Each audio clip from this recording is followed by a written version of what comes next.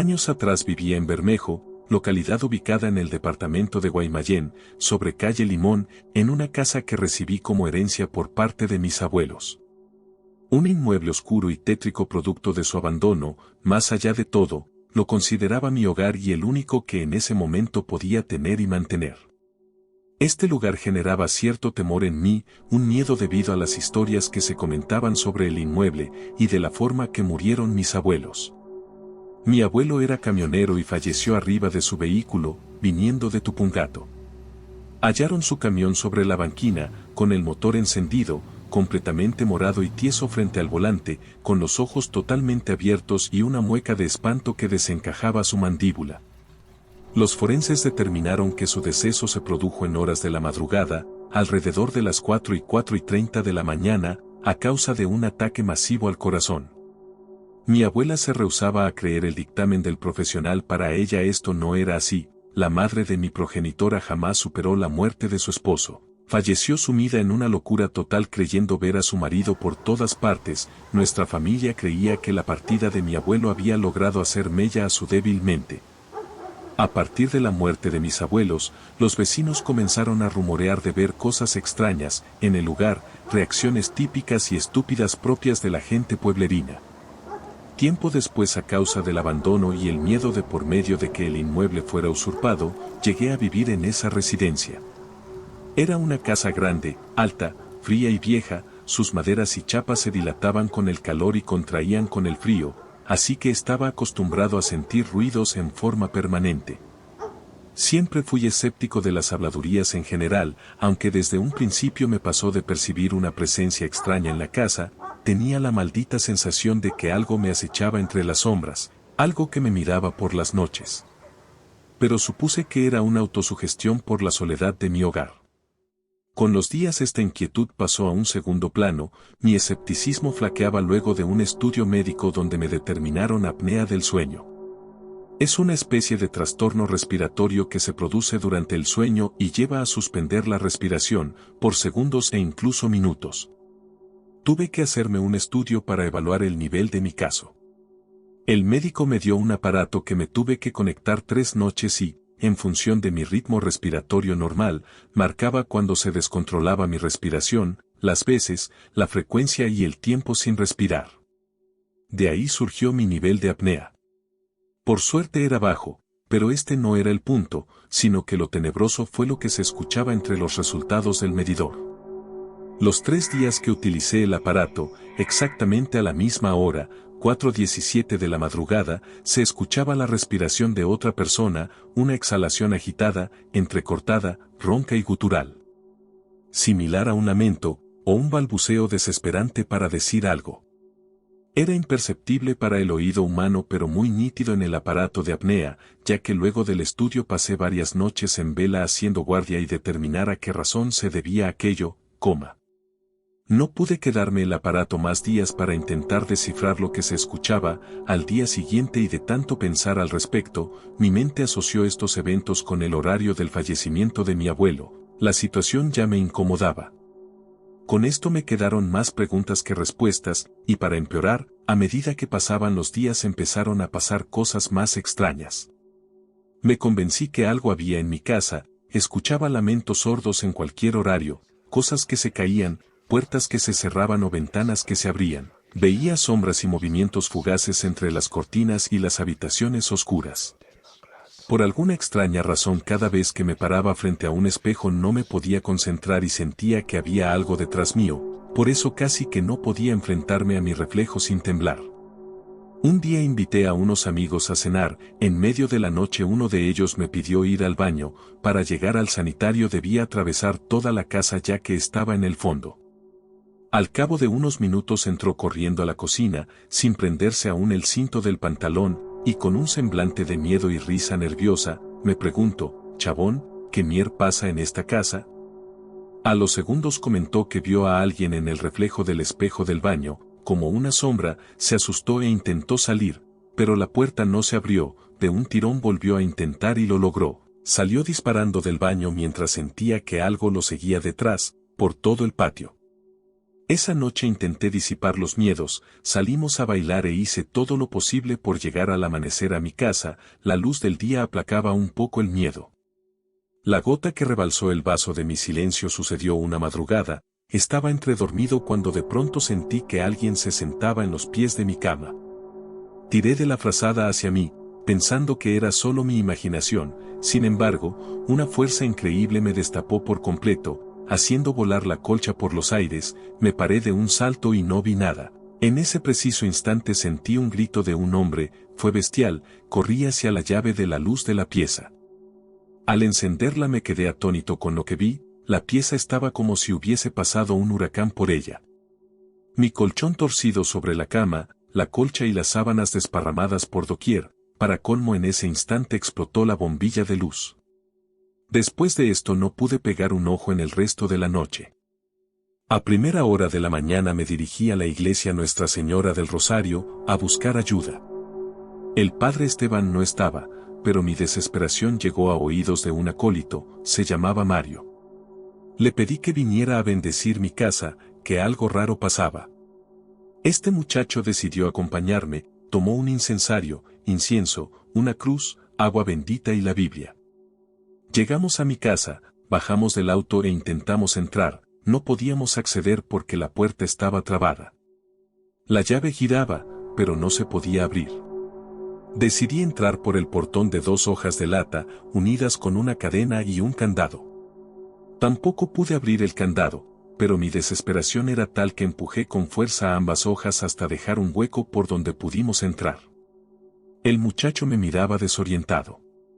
Caminamos por el garaje hacia la entrada trasera de la casa, entonces sentí un grito y vi como Mario tiraba al piso las cosas que traía y se sacaba desesperado la camisa. El agua bendita que traía había comenzado a hervir, de la nada y se estaba escapando del recipiente, se le había volcado parte en la camisa, quemando su piel al rojo vivo. Todo lo que traía cayó al piso y fue salpicado por el agua hirviendo, y como si en vez de agua fuese alguna especie de combustible, la Biblia empezó a arder, ahí mismo, frente a nosotros. Mario me miró y me dijo seriamente: llévame a la iglesia, acá tiene que venir el padre Esteban. La llamada fue urgente, al mediodía volvimos a mi casa con el padre Esteban y Mario. Esta vez la puerta abrió, apenas atravesamos la entrada la cara del sacerdote se desalineó, acá hay algo muy fuerte, muy malo, dijo balbuceando y agitado, al tiempo que un mareo parecía estar a punto de voltearlo. Tuvimos que agarrarlo con Mario porque si no se caía al piso, se lo veía muy cansado y respiraba con dificultad, miró al acólito, y dijo: pareciera que quiere hacerme dormir, estoy casi seguro que es un demonio. Él dijo el nombre de este demonio pero yo omito darlo. Yo estaba desconcertado, no entendía nada. Mario me miró y me explicó que la casa podía estar infestada por un espíritu diabólico. El cura se terminó desvaneciendo, casi desmayándose, lo sostuvimos, y con mucho esfuerzo se mantuvo en pie. Tomó la cruz con una mano y la levantó al cielo, con la otra mano comenzó a rociar el lugar con agua bendita, mientras decía una especie de oración en latín. Mario me corrió hacia un costado e hizo lo mismo, solo que esparcía incienso. De a poco fueron recorriendo toda la casa, hasta que llegaron al pasillo que iba hacia los dormitorios. Una punzada contrajo el estómago de Mario, que cayó de rodillas. Yo me abalancé sobre él para socorrerlo. Estaba con los ojos blancos, como en trance, su cara era de espanto y dolor. El padre Esteban, sin bajar la cruz ni dejar de rezar, me miró y me dijo: sácalo ya de la casa. Lo llevé hasta la vereda y lo dejé sentado contra un árbol, entonces de adentro se escuchó un chillido espantoso, como de mujer, seguido de una explosión y el grito feroz del padre Esteban. No puedo explicar con palabras lo que sucedió, pero el cura salió despedido desde mi casa hacia la calle, trastabilló y terminó contra el auto. Corrí hacia él, el cura se encontraba empapado, sus ropas estaban pesadas de tanta agua. Afiebrado me balbuceó: jamás vi algo parecido, tenemos que buscar ayuda. Junté la puerta y volvimos hacia la iglesia. Juro que antes de irme pude ver adentro mesas y sillas levitando. Un terror inexplicable recorrió mi cuerpo. Llegamos a la iglesia, fuimos a una habitación solitaria y luego de tomar agua y descansar, el padre Esteban me dijo que iba a tener que pedir ayuda, que este trabajo era muy difícil y que solo no podía hacerlo. Que iba a acelerar el proceso todo lo posible, pero que iba a tardar algunos días en conseguir ayuda. Me ofreció que me quede ahí, pero preferí irme a la casa de uno de mis amigos. Decidí contarle toda la historia a Flavio. Él había estado aquella noche en el asado cuando todos nos fuimos con miedo secreto. La madre nos estaba escuchando y nos comentó sobre una historia parecida que le había sucedido a una amiga de ella hacía unos años y que la había podido solucionar gracias a una señora que vivía en Garo Cruz, que era una especie de medium. Le pedí que la tratásemos de encontrar. Llamó a su amiga, quien le dio una dirección incierta y partimos con Flavio en busca de la mujer. Luego de varias vueltas, algunas preguntas a vecinos y un par de casas equivocadas, llegamos a la señora. Se llamaba Norma y, luego de hacernos varias preguntas sobre nosotros, escuchar el caso con lujo de detalles, nos comentó que sí, que ella era a quien buscábamos, que era medium y que quizás nos podía ayudar. Organizamos un día. Teníamos que estar a las 2:30 de la madrugada en mi casa porque a las 3 comenzaban a manifestarse los espíritus malignos. 2 noches después estábamos Norma, Flavio y yo en mi casa de madrugada. Nos sentamos alrededor de la mesa principal. Norma me pidió que corte la luz y puso 3 velas, encendió un incienso de olor desagradable, luego puso un recipiente en el medio y sacó de su bolsillo un ave muerta. Con Flavio nos sorprendimos. No supimos en qué momento mató a ese pájaro. Lo apretó sobre el recipiente como un trapo, expulsó la sangre y lo arrojó desplumado dentro. Se untó las manos, nos pidió que hiciéramos lo mismo, cosa que fue un asco, y luego nos pidió poner las manos sobre la mesa, con las palmas ensangrentadas hacia arriba. Los nervios de mi amigo dibujaban una sonrisa en su rostro. Yo no podía dejar de mover mis pies del miedo. Esta mujer comenzó a recitar una especie de oración entre dientes, luego aumentó el volumen, nos pidió que no cerrásemos las palmas. Ambos comenzamos a sentir calor y el recipiente comenzó a burbujear, como a hervir, el pájaro muerto manaba un olor tan desagradable como el incienso. Las manos nos ardían, Norma seguía recitando algo, entonces se sacudió hacia atrás con violencia. Voló su silla y quedó parada frente a nosotros, arqueada hacia atrás por completo, movimiento que a su edad era prácticamente imposible. Flavio no resistió la imagen y salió corriendo hacia la calle.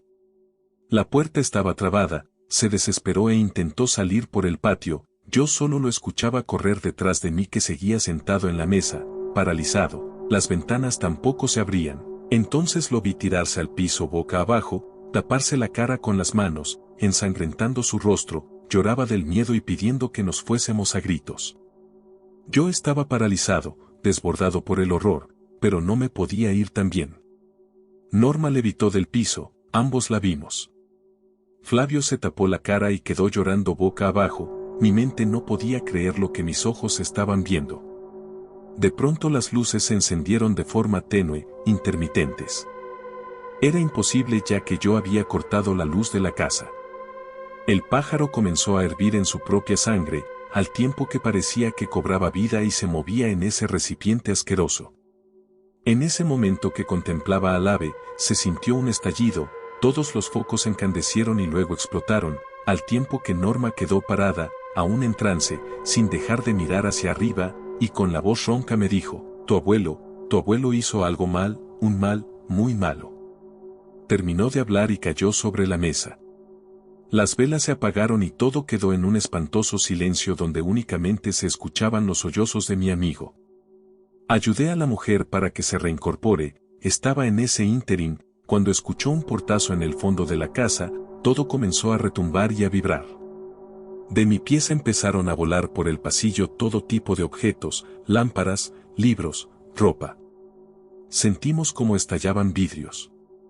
Norma me miró aterrada, ver miedo en la cara de esa mujer era lo último que me faltaba. Vámonos de acá. Alcanzó a decirme mientras se paraba como podía. Flavio la oyó también y se desesperó aún más, fuimos los 3 hacia la puerta, estaba cerrada. Toda la casa rugía, parecía como que un terremoto estaba atacando.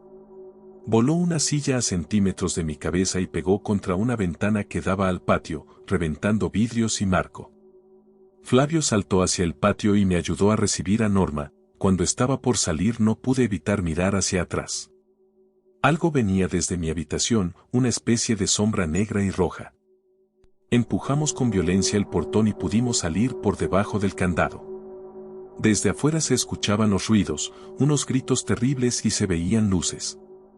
Subimos al auto y salimos desesperados del lugar. En el camino Norma me contó: tu abuelo ha hecho algo malo, algo muy malo, y hasta que no salga a la luz qué es, jamás se va a ir de tu casa ese espíritu.